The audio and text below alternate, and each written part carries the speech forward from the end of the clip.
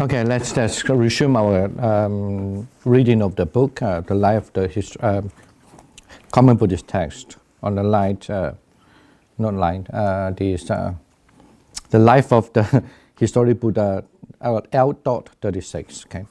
Now, we just now we said that the Panjasika, he told the Buddha he visited the Dhammadipa. It's almost like he was very happy that at the time the king Saka, the king of the 33 heavens were really actually happy that he hear that he praised the Buddha. Please understand this Brahma. So I didn't mention that the Panjasika actually he's a Brahma. In other words, if you understand in the Buddhist kind of cosmological understanding, the Dhammadipa is only the second heavens of the destroyer Rome, right? The first is the Chatukoti, mean the Sida Tianwan, the four guardians, the four kings' guardians, and then above that is the 33 heavens. Now above that is the Yamaka, and then above the Yamaka is the 3 heavens. Yeah. And then that time, it was such a kind of great occasion, it looks like, because they had prepared the seat for the king, for the 4 guardians kings sitting there. And then the one who was sitting in the between, it was the Saka king. And actually they have prepared the seat for the Brahma. So, while we know that in the Buddhist cosmology, understand the Brahma is in the heavens of what we call the desire, the form, the realm of form, right? Mean without desire. So he appeared, and he said in the sutta very clearly, he appeared as in the form of that place, because that the heavens where the 33 heavens live, the form, the material cannot be composing as refined as in the highest heaven. Okay. So that's why he was appear as a Panjasika. The word is called, and his name at the time there's a name called Sanang Kumara, but it looks like to me it means the Brahma king actually when he appeared as a form in the Dhammadipa that could only manage for him to appear the form as a Kumara, mean as a Tongzi, as a how to say, as a youth. Okay, Kumara, something simply as a youth. Yeah.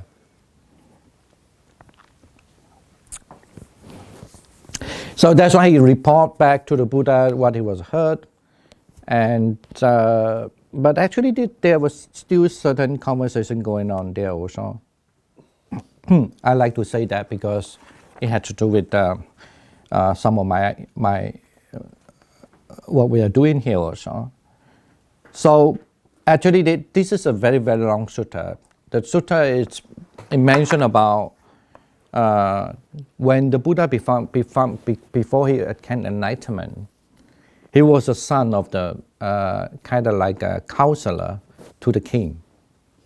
But when the king passed away, when the counselor or the minister passed away to the king as a religious minister to the king, when he passed away, the king was so worried that at the end he said, "Don't worry, because his son, meaning the previous life of the Buddha, actually are much more even wiser than his father. So why don't you ask the son to become the minister instead?" So anyway, the previous life of the Buddha, he was the minister of the 2 kings. One is the old king, and then when the king passed away, the prince, who was his friend as well, and later on also asked him to become his minister when he was anointed as a king. But then after the king also, as a minister, as a religious minister, is very interesting. It looks like in the Indian mythology, you could say understand the mythology. So during that time, it was he actually divided the country into 8 parts, 9 altogether. So in India, divided into 9 states, it was him that he think that actually people has to be living in a different kind of state for certain reason, but didn't say why. So he actually managed to to satisfy everybody, having their own state to rule. And then he felt that he need to do practice. So that's why he said he just spent his time to do meditation. In Pali term, it's called Karuna Jnanam Jayi, means he practiced on the jhana of the Karuna. Means he practiced the meditation on the jhana of the compassion. So he spent 4 months asking the king to give him the leave so that he could just simply practice that. But after 4 months, after 4 months practicing, he was so disappointed because he couldn't see the Brahma. Because to his understanding, if he practiced a meditation on the jhana of Karuna jhana, he could see the Brahma, but he didn't. So he was so disappointed he couldn't see it. However, because while he was thinking that, the king of the Brahma in that heaven, so realized that he actually thinking about he want to see him. So that's why he appeared in front of him. So that's why they have a conversation. And it's an interesting conversation. You could understand this is also an ideology of what the Buddha think, the Buddhist thing you could say about people who actually want to be born in the heavens. Like, now most of the religion are thinking that way. So what kind of quality they have? And that's what they have the conversation with that. And one of them is about, of course, and one of the things he would say that, so if he wanted to really be born in the heavens or in the Brahma world one day, what he could do is that he had to practice that his karuna, not only just to one, but all the direction, like what we understand in the fourth abiding meditation. Okay, so and that was actually one of the things. And also, another conversation very interesting after that, not only because you practice this, he also trying to avoid something what he call amagande, okay? Mean he need to avoid from the stench, okay? Like a bad smelling thing. Now this is also something happened in one of the sutta. Amagande, it's referred to Chinese, you could simply say that 熏这个什么臭屎很臭的东西 something that is really repugnant smell. But usually in Indian context, that refer to people are eating meat and fish. Okay.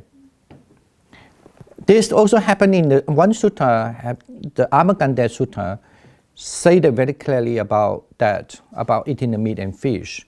Anyone read the sutta before? Yeah. So because there was a ascetic who come to see the Buddha, and he actually, when he came to see Buddha, he heard the Buddha eating meat and fish, but he wasn't sure. He think that. Yeah, but that in Chinese, yeah. So he wasn't sure about that, but because he think the Buddha is such a powerful, such a good religious person, how could he eat fish and meat anyway? I know it's very controversial for Chinese speaking listener, but anyway, then he did ask the Buddha about that, and the Buddha replied. He said, "Yes, I don't take amaganda." Okay. He did say so, and he said, "Oh, he was very comforted to know that the Buddha, because the word amaganda refer to mean something that giving you bad smell, right?" And he say and he think, "Oh, the Buddha really don't take anything bad smell." So to his understanding, it means that he doesn't eat meat and fish. Okay. But what happened later on? So he was invited by the king actually that time to have to Paris, and for dana, for almsgiving. So when he went there, for the king, I think particularly because refer to the king here mean that they definitely will try the best, or offer the best food, for the Buddha. So, and he was really look at it, and he saw the Buddha actually eating the fish and the meat, that time. And he was furious. And that's why I asked the Buddha, say, "Why you lie to me? I asked you already, do you eat amaganda? And then you say you don't." But the Buddha say, what I mean by the amaganda mean, I never take any bad thought in my me. I don't have any evil thought in me. This is what he mean by the amalgam there. People who are smelly is because and order, the below quality. They have a very similar, but some of the items are different. Like then you have what we call the anger, the untruth, mean you're lying, kind of like Mosa Vajam mean always say something untruth. You know, some people they get used to already, they just say something untruth. Yeah, but and then say something fraud, right, or cheating, and also deceiving, or trying to deceive in order to hurt the other, you know, and stinginess. But here, katariyata is very interesting. In Pali term, it's not the normal stinginess term. So it refers to you are not really want to share your understanding. Yeah. So and then you're pride, atimana, and usuya also is one of the very real terms. It means that people having always envy the others, right? They don't do it, but just always, oh, you know, look, that person, yeah. But they don't want to act upon themselves, but they only just envy the others. And also have the icha, I just say icha, like, you know, when you hear people have supernatural power, you say, I also want it. That kind of mind, just only have this kind of icha, I mean desire. And greediness, vivicha, and also this, and also parahetana is interesting. It's something like you like to harass the others also. If you have a chance, you try to make the other feel bad, you know, harassing the other. And then of course the other is very common in Buddhism. Lopa mean, you know, deep down you have the hatred there, and then deep down you have this the craving there. Deep down you have the hatred there. Deep down you have the pride, mado, and deep down you have the moha, mean the ignorance. Those are deep, the root. But the before one is before mentioned one is more like, you know, the manifestation from that. So that's why the Buddha say this is what it is called the bad smell thing, you know. Okay.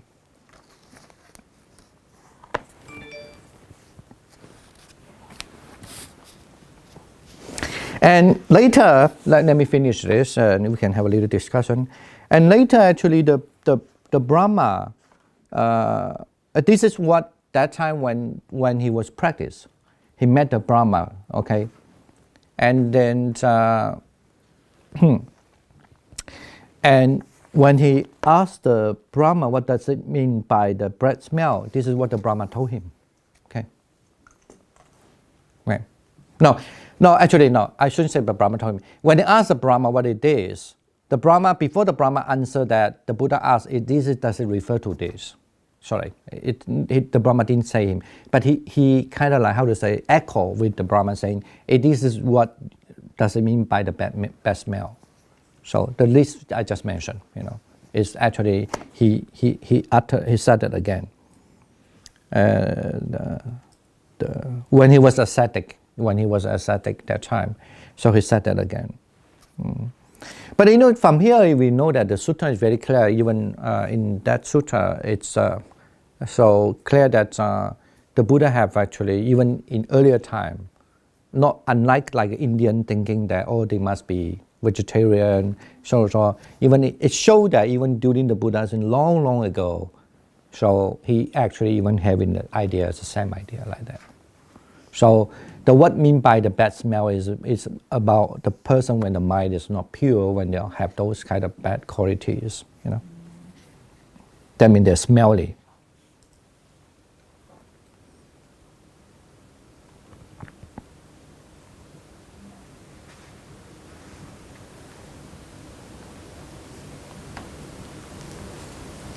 And then even though he say that, so what does it, how to have the jhana, karuna jhana, they're only in all directions. So, but then the ascetic also say, so he then practice the four direction with what we learned, the Brahma Vihara, mean the loving kindness, compassion, the sympathetic joy, and equanimity. And he also say when you practice that, but if you wish to see the Brahma then you will see the Brahma, something like that. Okay. Then the Brahma will appear in front of you. And actually, there were a few things. One thing is about the Panchasika. Actually, he's a Brahma. Please don't mix up. He's not the Brahma who invite him to preach when after the Buddha attained enlightenment. He's a different Brahma. Okay.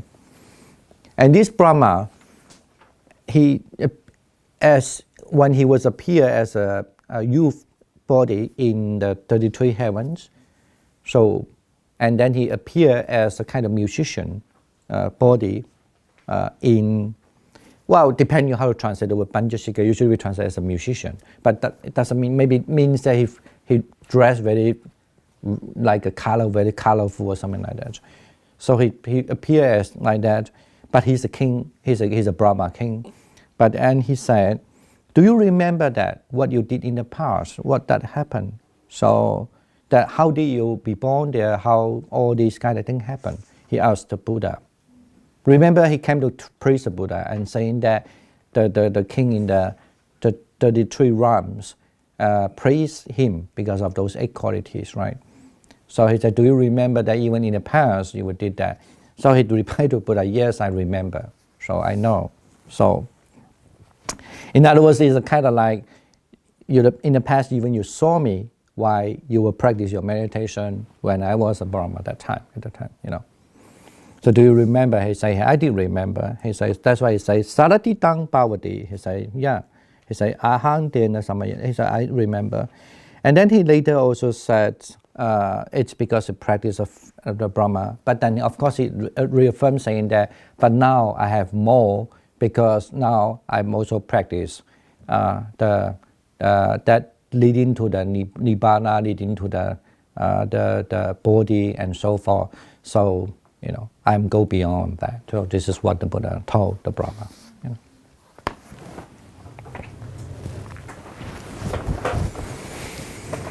Don't you think this is more exciting than you read the Bible? I guess I think in some way. Why I want to say this is not about comparing about Bible, but I think that why when I learn Buddhism, nobody tell me this kind of story.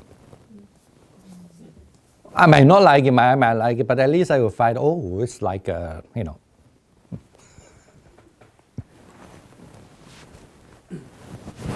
You know, there's something very clear about what the Buddha did in the past and what kind of achievement he has.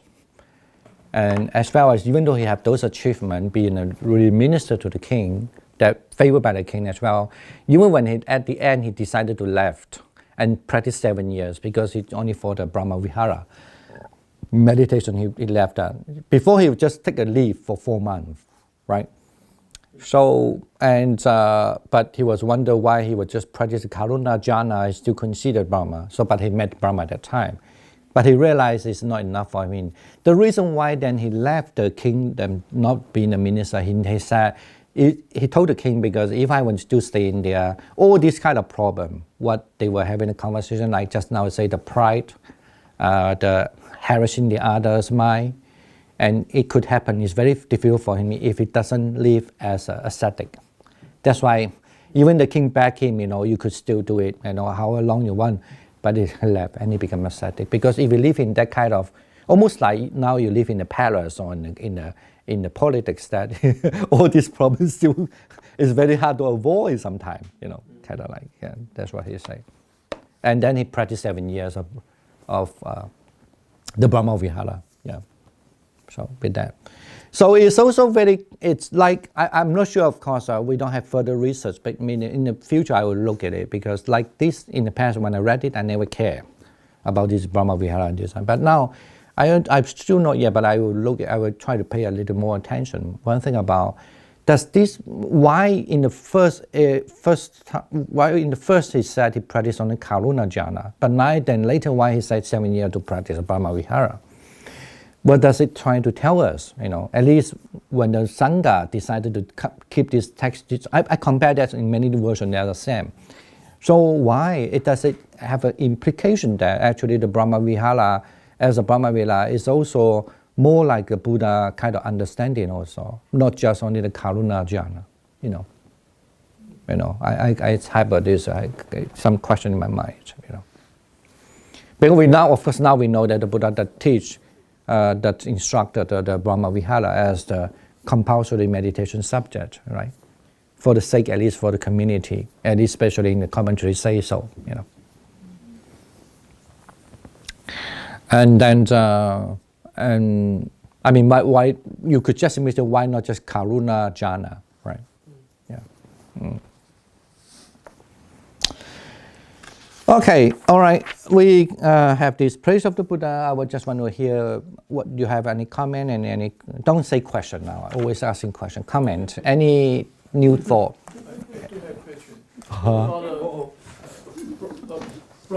Brahma Vihara, is that inclusive in Buddhism? Yeah, it's a Buddhist practice. No, so it is taught inclusively in Buddhism, or is it also being taught in other religions? Maybe that's what this is what I suspect. I think in other religion only maybe taught more about the compassion jhana. Yeah. What about the Hindu? This is what I understand. The karuna? Yeah. They don't have, they always mix the karuna with the, no, not that much, no. So this is what I said. I kind of somehow suspect, because, you know, when we learn, sometimes when we learn the Indian religion, we have to understand during the Buddha's time, when the texts were passed down, and then even afterward, maybe they borrow something from Buddhism into their religion. We don't count that. But in the earlier texts, maybe they don't have it. I suspect that, you know. So, because it's very clear he was a Brahmin, and then he was as a minister in the king, it said in his past life. And then he only practiced the karuna jhana, right? Yeah. And then, but when he lived in as an ascetic himself, after when he have a conversation with the Brahma, it's a kind of hint that actually what the Brahma taught him even is more profound, you know. So that's why then they have a Brahma Vihara. So it kind of like hint that, even I'm not sure, yeah. But it's true that, but usually even now, even in Chinese and now in India also, you tell them about you tell them about the what we call the Maitri, and then the Karuna. They mix up the Maitri and Karuna. They always, it's very hard for them to understand. They are two separate things also. Maitri is metta, in the Sanskrit word. Mila for the Maitri is metta, the same word. It's just a Sanskrit Maitri, yeah. Mila, Mitri or Maitri, yeah.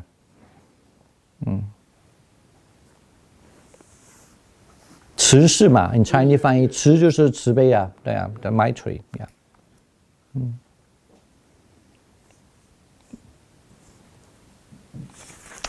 Yeah, Brahma Vihara is that's why the more I read, I somehow think, I'm not sure, but I somehow think it never became, the Buddha never said that the Brahma Vihara, for example, the Brahma Vihara was actually the same as the Indian, no? The Hindu, like what we understand nowadays. In those days when he was there in India, no? Maybe he also actually, even from his past, it's maybe one of his, you could say one of his way, that, of course in the Buddhist understanding is always when you practice Brahma Vihara, you can be born in the Brahma world. But if you have a jhana, even you're born in the Brahma world, you cannot be a very top Brahma. Yeah, you can only be just like a normal. You cannot be a minister of the Brahma. You cannot be the king of the Brahma also. So, but only when you practice the Brahma Vihara, you can be the king of Brahma. So of course, in relate to this sutta, also other suttas mentioned that he was born in the heavens. That time he became the king of the Brahma. You know, yeah.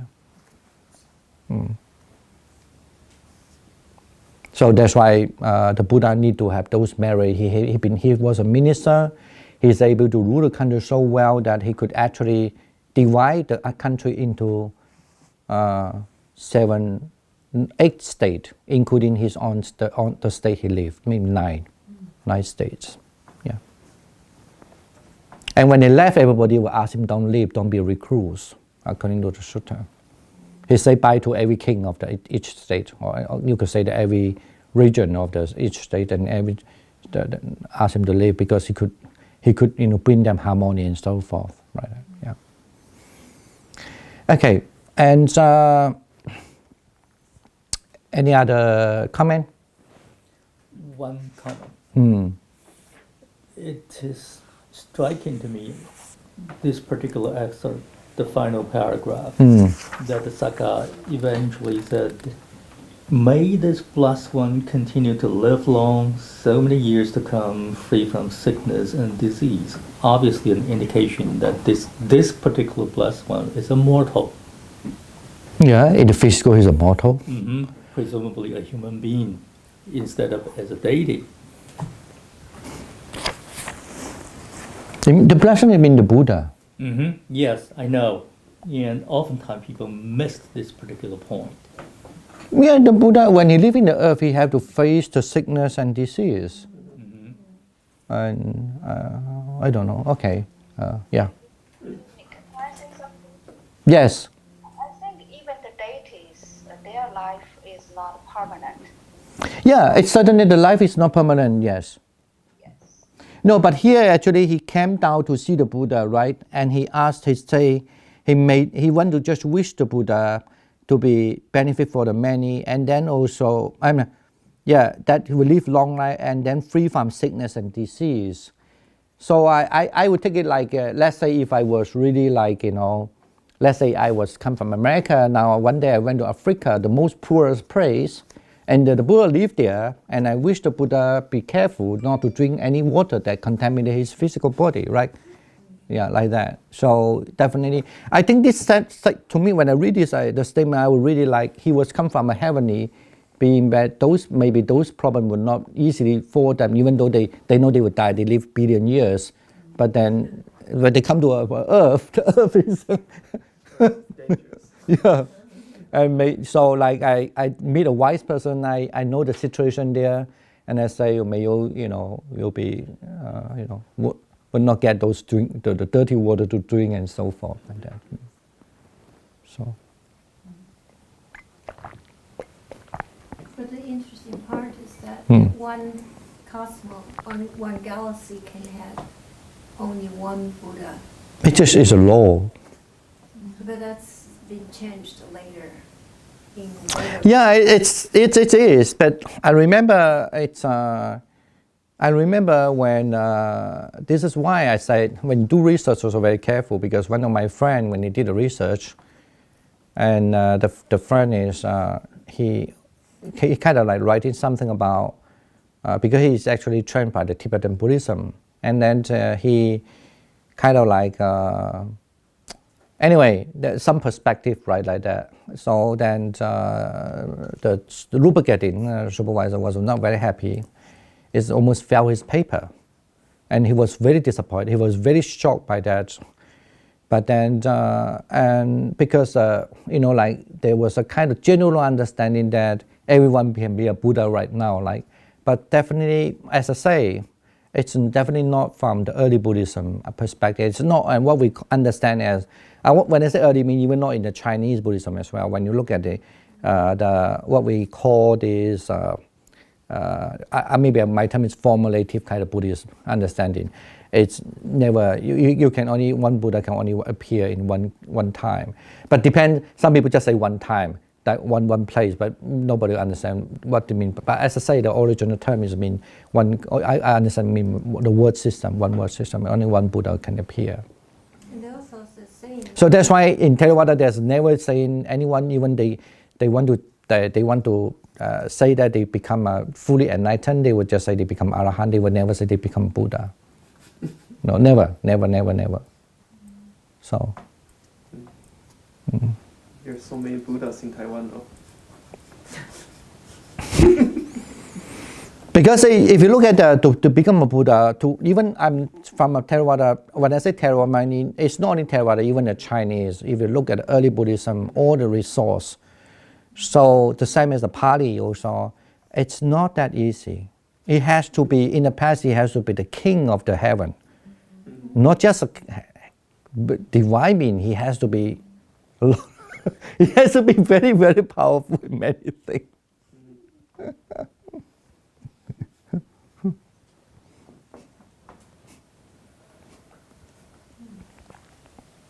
also there's a saying, other than just one Buddha, the another thing is that as long as the Dharma that the Buddha passed down exists in this cosmos, there cannot be another Buddha.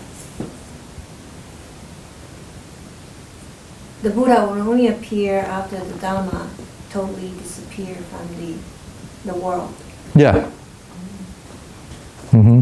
But no, this is the Dharma is always is very clear in the text, refer to the Arahant. Yeah, mean the existence of Arahant is no more. Yeah.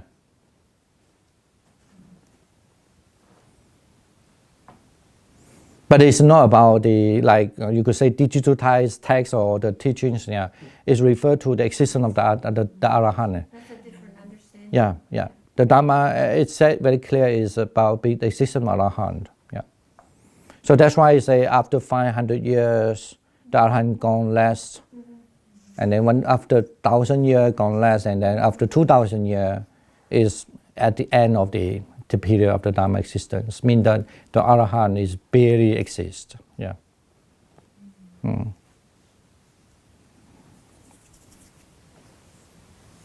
Arahant or all the saints? No, just Arahant. Okay.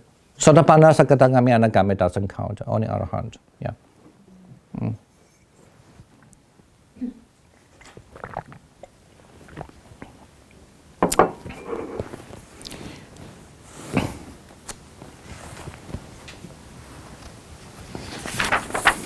Okay, why don't we just go to, if any comment, no comment, we can go to the next paragraph, the next L.37. The Buddha as looking like any other monk. Now, like just now, Sakakuna mentioned that the Buddha would get ill. Yeah, the Buddha have a attendant get ill, and he has an attendant. The Jivika is his attendant. The doctor who always accompany him, So, because of that's why when he attended the final liberation, he say, so you shouldn't be mourned because I'm had a final liberation. So because the physical body would not, bothering him anymore. So, yeah. Anyway, now the Buddha appearance and the manner the Buddha as looking like any other monk. Why it is said that the Buddha could adapt his appearance and speech to those people he talked to. In the past, as a disciple of the Buddha who has never seen him at first, failed to recognize him when he shared accommodation with him, but then realizes who he is when he received a detailed teaching from him. Okay. On one occasion, the Blessed One was wandering in the Magadhan country and eventually arrived at Ragajaka.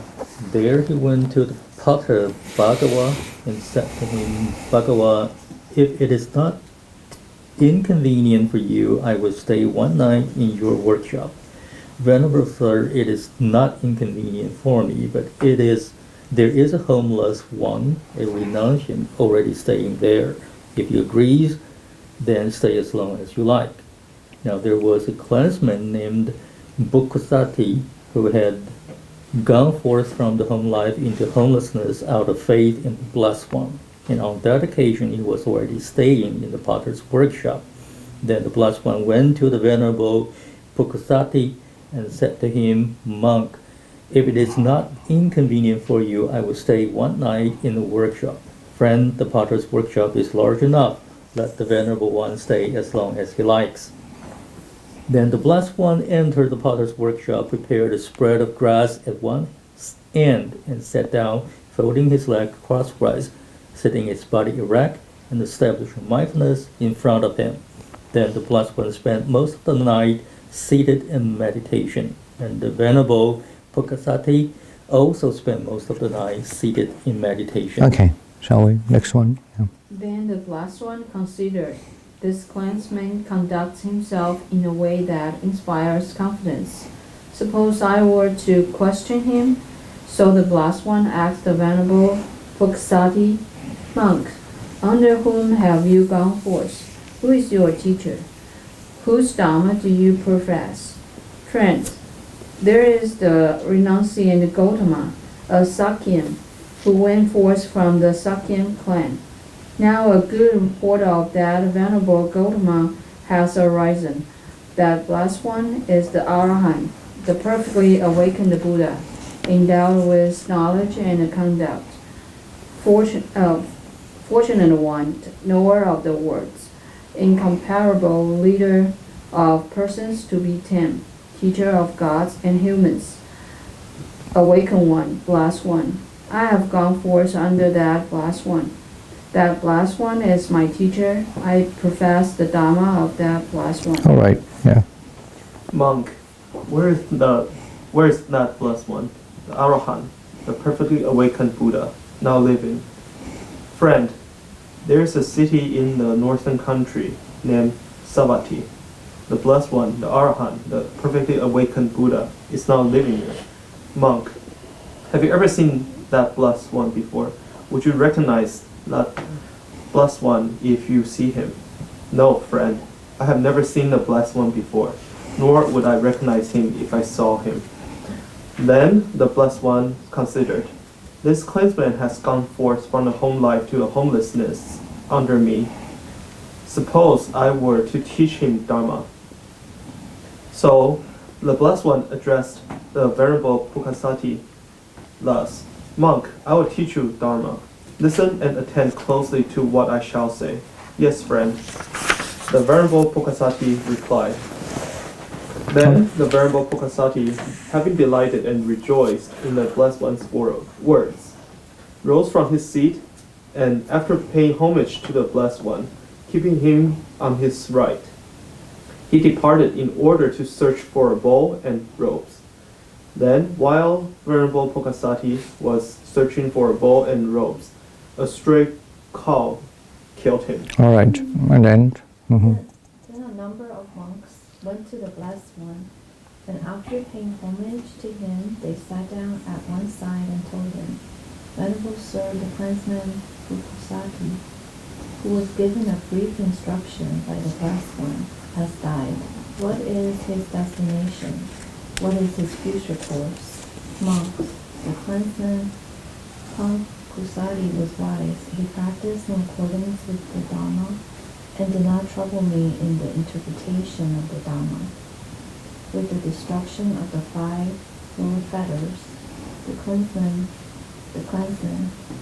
Pukasati has reappeared spontaneously in the pure abode, and will attain final nirvana there without ever returning from that world. Okay. Right. All right. Now, the sutras, of course, is firstly, it looks like when the Buddha visited the place, and then he stay in a place that where they make pottery. And when he requests that he wanted to stay there, and it looked like this is very clear that the owner is very polite, also saying that not that I won't allow you unless that people who come first agree that they would share, the same room. Actually it looks like the warehouse, to share the warehouse for you to stay. So now this is, you can see the manner. This actually talk about manner. Seeing that means this, the pottery, the owner of pottery factory, it's actually is good manner. Imagine if just now you mentioned about some people, they might say, this is my house, I say whatever, But he was really, and then he did ask, and of course that the other monk agreed. So that's why the Buddha stayed there. And when the Buddha would practice diligently, and he found that the monk also practiced diligently. Now this is again something what we would just reflect in the previous talking. So it looks like the Buddha is not very over and enthusiastic. Like let me teach you what you should know. He didn't. He would just have a conversation, and he understand actually this monk is actually become a renowned under my name. In other words, we are in the same tradition, we are in the same school or in the same stream. So that's why, and he say and then he say, if I if I instruct you, here you could say Dhamma mean maybe the method or the teachings. If I instruct you the teaching or the method, will you agree? It's kind of like that. Will you listen? He say, fine, I would. So even that monk didn't recognize he actually, the one who talked to him, were the Buddha, right? So this is also about a manner. It's the same thing like many times, people always use, when I was in Taiwan, let me just give one example. This is also one of the things I always faced. Many people want to teach me many things without me asking them to teach, And the funny part, it's maybe something to do with a kind of something culture. If you ask them to teach, then these people also become very proud also, right? They would think, look, even he is a teacher who are teaching in this and that, still asking me. There is no kind of understanding about sharing or what, I think this is because I know a lot of you are born in Taiwan, live in Taiwan, but I was born in Taiwan, but I didn't really raise up in Taiwan. But I can tell you, there's so many cultural differences, even though I think I know Taiwanese and I speak Chinese when I was there. And I'm talking about special cultural differences when I was in the monastery, Like for sure, in China, the Buddhist college, actually, that time we have about 300 students here. So you could say they are kind of one of the best places to understand the monastic system, in those days. So sometimes they do have very different approach, which I don't think they really totally agree with what the sutta mentioned the way it does. Even the Buddha didn't say, I'm a Buddha, let me tell you, So it's just saying that. So, but another interesting story here is also about then the Venerable Pakusati, of course, he say clearly that he attended the non-returner already. So that's why he was born in a place, in a pure board. And then, however, unfortunately, after he learned that, and he was killed by the cow, Now, that's one thing what struck me when I read this is, when he was killed by the cow, maybe a lot of people would think, oh, he must be had a bad karma because he that is another kind of very weird Chinese way of thinking. No, here actually they didn't ask that. They only want to know that it's maybe kind of like why he was so lucky. But he kind of like that. I don't mean it directly, because sometimes it's kind of like why so like. But where did he go now? After he met you and you have the Buddha, you have a conversation. In other words, you instructed him. So then he's just lucky and gone. So where did he go? It's somehow. So. You can say, I Yeah. don't mean this case Yeah. like that. Something you would say that the other person bring you bad curse, so. Yeah, that's right. But sometimes this is actually, it's not necessarily according with the Buddha teaching, so. It's very different. Yeah.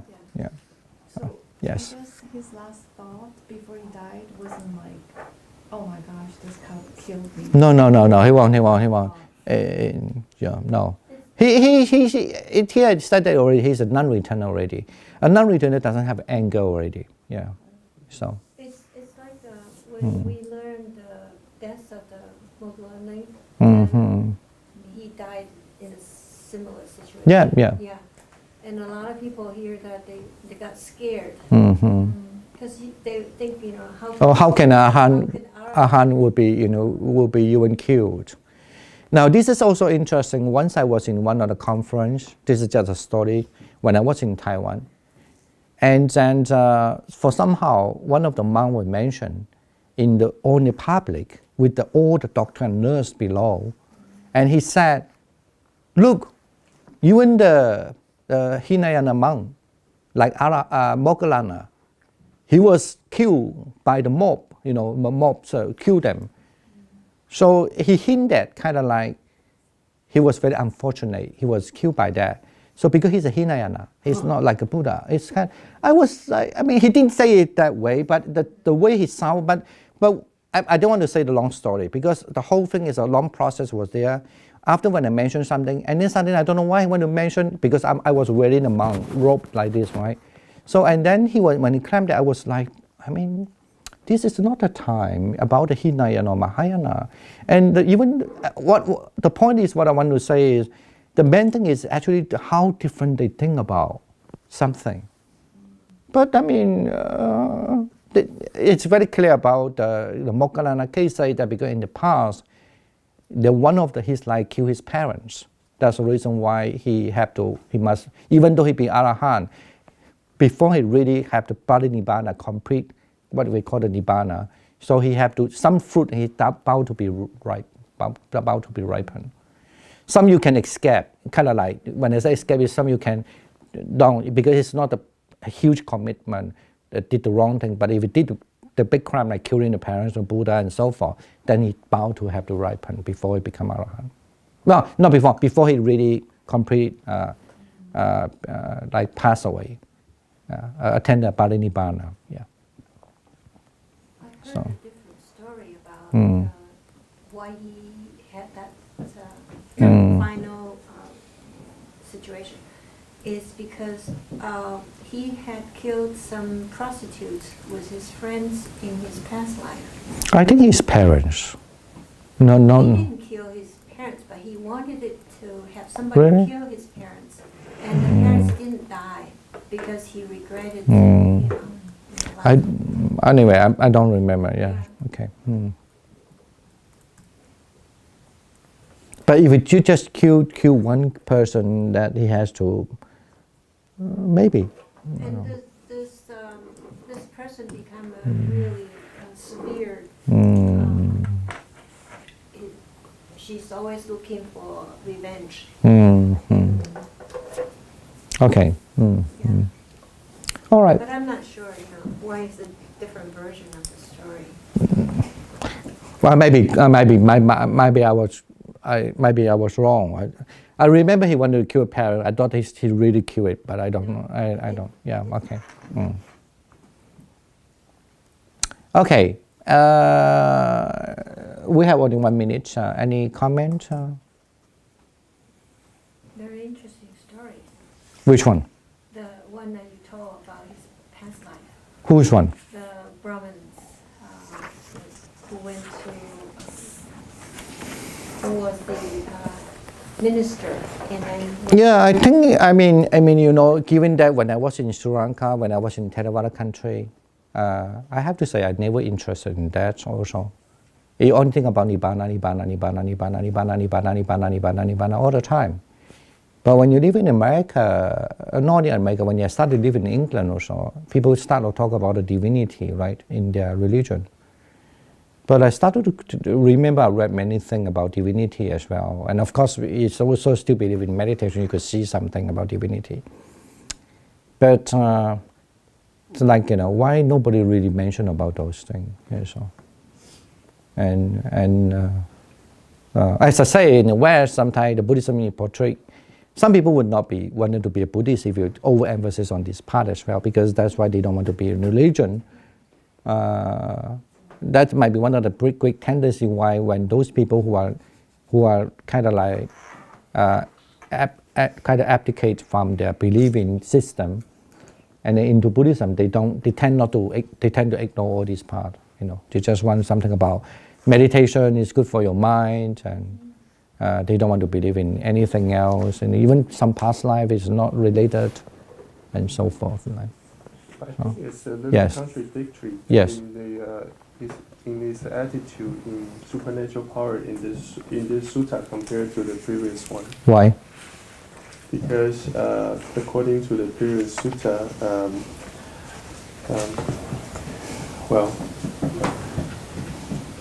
it didn't explicitly or pointed out, but I think it hinted that the highest utilization of supernatural power is just like giving instructions, like what the third one, right? Like this way, not that way. Yeah. But at the end of the sutta, while a group of monks approach the Buddha, asking for this to ask him to use his supernatural power to foresee the destiny of the destination of this very monk, and actually the Buddha revealed that the destination instead of saying that you should do this. No, the first, I mean, you have to read this in a context. The thing is that when he talked that it was a lay person who invited him to ask the monk to perform supernatural power. But actually, his emphasis is not about the supernatural power because it could give rise to a lot of misunderstanding from the lay people, especially. Well, that time referred to these people are lay people. They don't know what is it happening, right? But on other occasion when the venerable, which one? Well, actually, that one performed a supernatural power in front of the. Well, according to the records, he performed supernatural power in front of the general public, and he got blemished by and later on got blemished. What is it? Well, by the Buddha. I think it's a. Yeah, in the Vinaya, so he wanted to fly to take the bowl on top of the pole, and to me, it's a little. No. This is the monk asking him. Yeah. The other monk. But, I mean the general attitude. I mean the general. No. Yeah. I know, but so I know the general attitude here is. No, but I guess, but there's still emphasis on that time. You could put it this as a little agenda there, but depends on how you read it.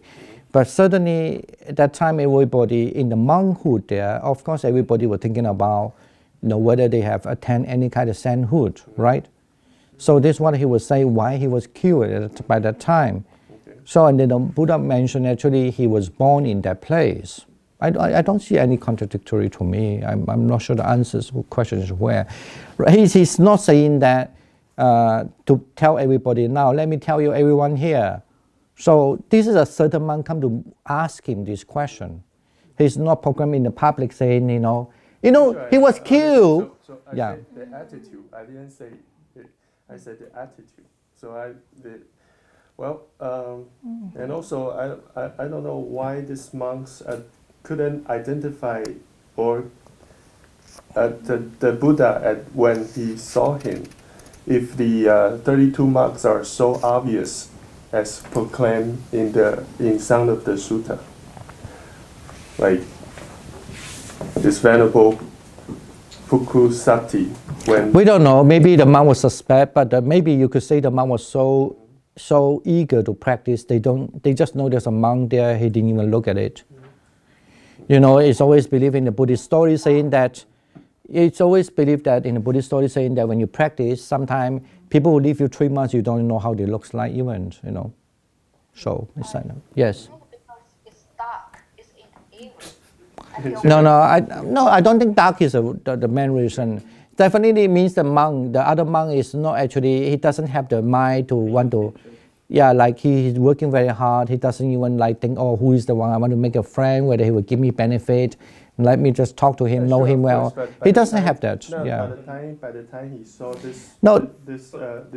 By the way, maybe by the time he saw, he suspect that already. But I'm saying that this is a way to record in the sutta. He cannot write. Actually, when he saw him that time, he was thinking whether he's a Buddha. But this is main notes about the situation. I understand. Yeah. That's the reason why we need a discussion. Yeah. So because from but aren't there cases where people mistaken Ananda as the Buddha, and also also the Jainist leader doesn't he have 31 marks of the great man as well? Yeah, he also 30 marks. 30, he had 30 marks. 31. Yeah. So when he saw him, clearly there's. Yeah, that means there are people who have 30 marks also. Ananda also have 30 marks, yeah.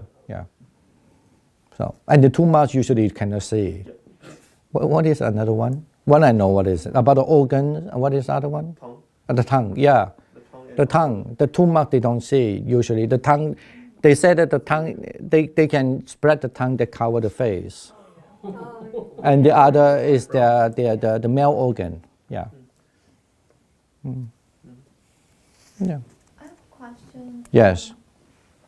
So, is it for a good meditator if that person deepens his or her meditation, and as a result, he or she does see his past life or future life, whatever? Is that okay to go into it? I think my understanding generally, if you're a person yes and no, but however, if you come to see a past life doesn't mean that people are really highly attend. You could just simply have a jhana, you could do that. Okay. However, if some other cases about, my understanding in general for practice reason, if a person, even though they don't practice jhana very deeply or whatever, but before they attend the sotapanna, the what we call the stream enter, they will know the past life. It's kind of like become, my understanding, this is just my understanding. It comes naturally, he will know. But otherwise, the doubt of whether there's a past life still trigger the mind. In other words, he cannot be totally have the, what we call can be able to cast away the vichikicha, the doubt, right? But I still need. At that stage, that person will be ready to. Yeah, but I still need to stress that it doesn't mean people see past life mean they are the stream enter. Nothing to do with that. Because in Hindu, there are many guru are not only guru, even many practice meditation. They claim they can see the past life, and I'm not surprised by that, to be honest. But I've heard So, yeah. from one particular monk who said, like, who encouraged people to do that, so you can strengthen your faith in the Dharma. Yeah, it is the way. But as I say, it's. But the thing, I'm not here to talk about, because in Dharma it's true. There's nothing wrong with that strength of faith if you see the past life. But the problem is when it's become like not really teaching the method, but just only become a propaganda. And this in the Taiwan also have many such a problem. People claim that I can see the past life, and they claim these people, my friends, see the past life, that's the past life. And even a lot of people go to see the horoscope, they see they can see the past life too, right? And it become really problematic. I'm not here to say about the teaching itself. Yes, if you meditate, you really can see it. You understand that definitely strengthen your Dharma. This is no doubt with that. Yeah. But the problem is how you talk this, how you really this thing. You know. I guess that shouldn't be our aim. If it comes, it comes. No. It's how you really do this. Because, for example, I can just in the teaching meditation, I just tell them, you know, I tell you a friend, he have a Dhamma, he can see this power and that. You will think, oh, this guru, you know, this teacher must be very powerful, because he told about his student can do that already. What I'm hinting to you is that this is what. Now, the important thing is about, I can also introduce the same thing when some people practice, and I say, now you can direct your mind to that. I don't have to mention all this kind of thing, right? And this is what I said in the earlier sutta, the Kevada was the case. But of course, there's no doubt everybody know if the Buddhist, that say that in the Kevada sutta, if the Buddha allow that, please everybody spread that, telling them you have supernatural power. Now we are saying that they really have already. We are not going to say that they don't have, right? But even the Buddha don't ask them to do it, even you have. So what happened? Of course, many devotees will come, like the Indian. That's how he will mention. But that was then they are not learning teachings. They are not learning how my mind is pure or not pure. But I just want that, you know, I can be a better, and I fight. And that's why I just give an earlier story. So the earlier story is that if they don't get it, they go other place, and they tell you, but they lie. Many. This is why in the later also mentioned that you were trying to lie, human nature. Anyway, okay, then let's stop here. Human nature. It's not easy, okay? Okay, let's just do transfer merit. Okay, thank you.